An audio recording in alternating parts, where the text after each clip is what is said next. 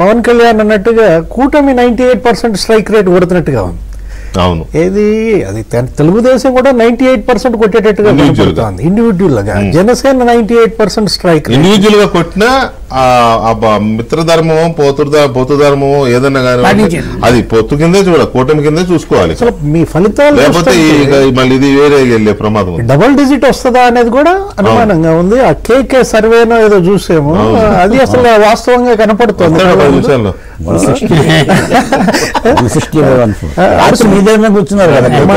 మా విశ్లేషకుడు అడిసిమల్ శ్రీనివాసరావు అనేవాడు single digit అనేది.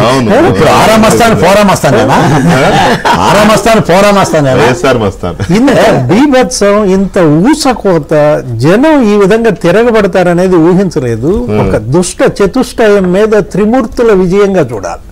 ఎందుకంటే దుష్ట చతుష్టయం అంటే ఇప్పుడు వైసీపీ, లేకపోతే ఈ ఐపాక్, ఈ తర్వాత వీళ్ళందరూ కూడా ఈ నలుగురు మనం చూసుకున్నాం.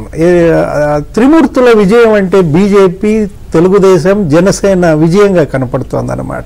త్రిమూర్తుల విజయంగా కూడా నిజం చెప్పాలంటే నా దృష్టిలో నారా లోకేష్, పవన్ కళ్యాణ్, భువనేశ్వరి విజయంగా కనపడుతోంది.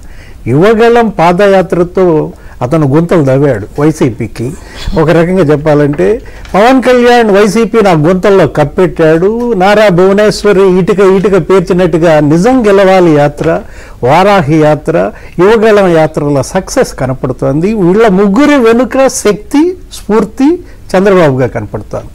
ఎందుకంటే ఇంత అణిచివేత ప్రజా సంఘాల పైన, మీడియా పైన మనం చూసాం, ఉద్యోగ సంఘాల పైన మొత్తం అది ఈరోజు ఈ ఓట్ల వెల్లువ రూపంలో కనపడినట్టుగా మనకు కనపడుతుంది.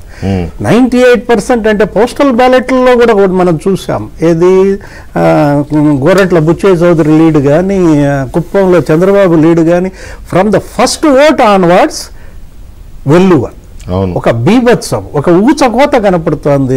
టీడీ జనార్దన్ గారు ఇప్పుడు ఏదో అన్నట్టున్నాడు, సునామీ. ఇంత సునామీ విపత్తుల రాష్ట్రంగా ఉన్నటువంటి ఆంధ్రప్రదేశ్కి జగన్మోహన్ రెడ్డి ముఖ్యమంత్రి ఒక విపత్తుగా మారాడు.